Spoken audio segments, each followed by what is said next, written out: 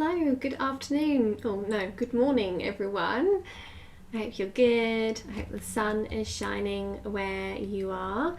I am here today to talk to you about why hormone imbalances occur. We often talk about hormone imbalances in this group and what problems those hormone imbalances cause, but we don't often get into the nitty-gritty of why do these imbalances actually occur. And if you follow me or you're on this group, then there's a good chance that you suspect that you have hormone imbalances. So I thought I'd go a bit in today specifically about how the sex hormone imbalances occur, because there's quite a lot to it. There's quite a few places where things can go wrong and imbalances can start to develop. And by thinking about how the imbalances occur, we can start getting down to the root causes of these problems, which gives you some insight into how you might go about addressing some of these imbalances. And when we address imbalances, particularly with hormones, I think a lot of people have only been told that the only option is to take something like HRT or the pill or have the coil, some sort of artificial hormone to balance out your hormones. But actually, there's so much that we can do to address the problem at its source so that you don't have imbalances in the first place. And that doesn't mean that you should never take any sort of hormone replacement. Sometimes you do need a bit of a top up with your hormones. Sometimes it can be tricky to get things completely balanced, but whether you need that or not, there's still so much that we can do to support the hormone balance and to make sure that your body receives that HRT or those synthetic hormones and processes them properly to further prevent other imbalances that could occur from taking a synthetic hormone. So there's lots to it. So in terms of supporting your hormone balance, or rather why we have imbalances in the first place, we need to think about, what actually happens in the body. We produce hormones, they go to your cells and they connect with the receptors on your cells to communicate with the cells.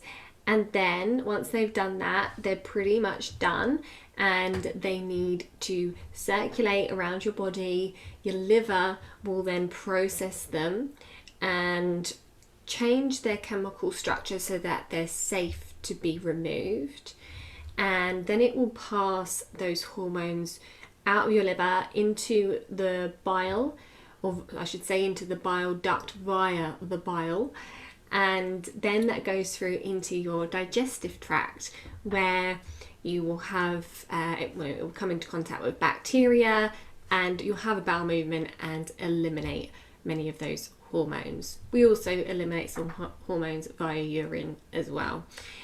So there's a whole thing that happens, and as you can probably gather, there can be problems at every stage of that process. So there can be issues with the balanced production of your hormones. And I'm talking today specifically about sex hormones, but really this is true for any hormone in your body. Any hormone requires certain nutrients to be made. We don't just make them out of thin air, we make them out of the stuff we eat. So I'm talking proteins and fats, certain vitamins and minerals, things like omega-3 fatty acids are very important for your hormone balance. So all of those nutrients come together, and your ovaries, if you're not yet menopausal or postmenopausal, your ovaries will use those nutrients to make those hormones. And another big factor, what we could consider as a nutrient in making hormones, is cholesterol. So we actually need some cholesterol to make our hormones. So all of these things come together in the ovaries, to make your sex hormones. If you're post-menopausal, then you'll be making more of your hormones in your adrenal glands and also to a certain extent in your fat tissue as well. So we make these hormones, so if you've got any deficiencies, if you haven't got the right balance of foods in your diet, then you might not have the raw materials you need to actually make these hormones in a balanced way in the first place. So that's one way that we can develop sex hormone imbalance.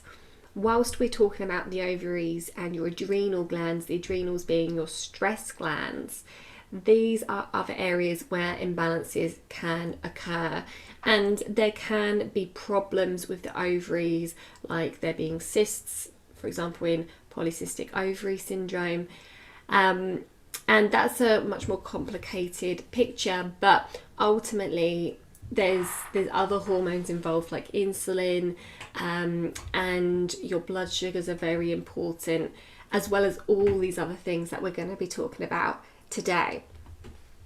But whilst we're talking about the ovaries and adrenals, so there can be problems that occur when stress levels are very high because of the way that your adrenals need to produce some of your hormones, and your body will always prioritize producing stress hormones over sex hormones because it's more important for your body to be able to respond to stress and danger than it is to be able to reproduce. And actually, if your body's under stress, then your body can perceive that as being in danger, and so it's not a great time to have a baby, it's not a safe time to have a baby, so your body can actually down-regulate your sex hormone production to actually prevent you having a baby when there's danger or when your stress hormones are high. So whether you'll want to have a baby or not, that is something that can very much impact the balance of your hormones and the symptoms that you experience. So stress is something that has a really big impact on the way that we produce hormones.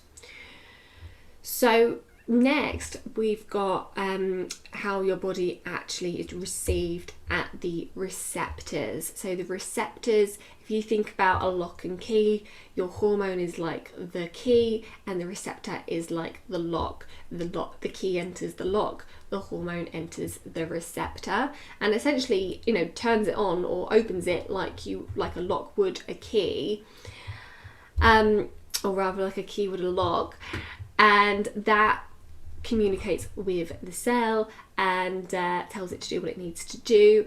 And so that receptor needs to be able to receive the hormone, and the things that can impact that are the health of your cells itself.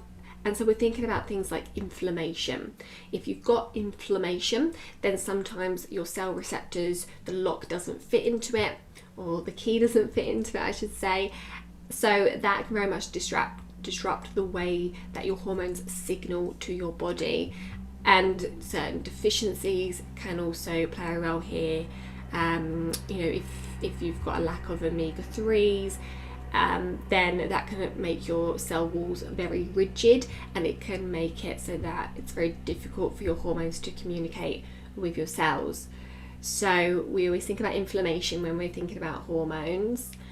And then next we want to think about, well, how is your body actually filtering out these hormones and getting rid of them? Because once they've been used, they still have hormonal activity, but we actually want to get rid of them because you're always producing more hormones, and if you're not eliminating them efficiently, then you can end up with high levels of certain hormones.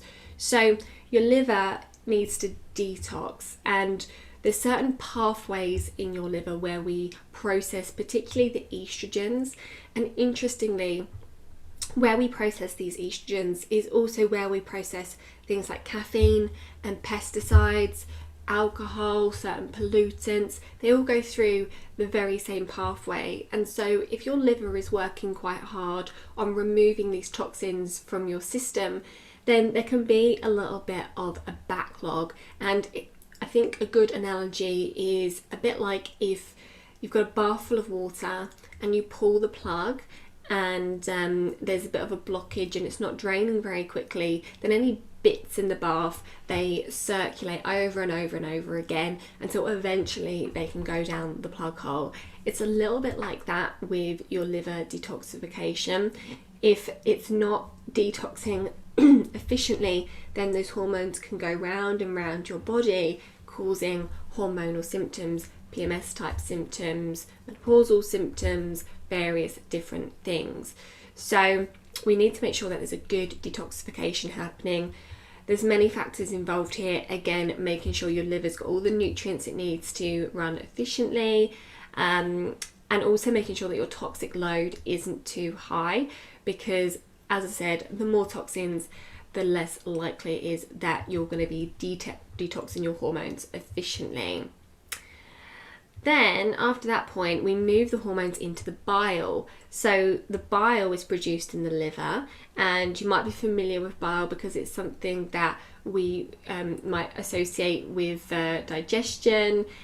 Sorry to be graphic, but if you've been sick a lot, then sometimes you start to bring up bile. So that's where you might have come across bile before. But bile is actually a really, really functional thing. It's got quite a lot of roles in the body, and we need it to break down and emulsify our fats when we eat them, but also it's a liquid that transport toxins from your liver to your digestive tract. So when you're eliminating toxins and you're getting rid of hormones, we pass it through the bile. So there can be issues here. The bile can be thick and sludgy, and actually it needs to be watery so that it can pass through nice and easily. And that there can be lots of reasons for that, often linked to digestion, sometimes linked to cholesterol, but we want to make sure we've got nice watery bile. One of the simplest things you can do there is make sure that you're well hydrated, but there is a fair bit to it. So the bile travels to your bile duct, and it's then released when you eat.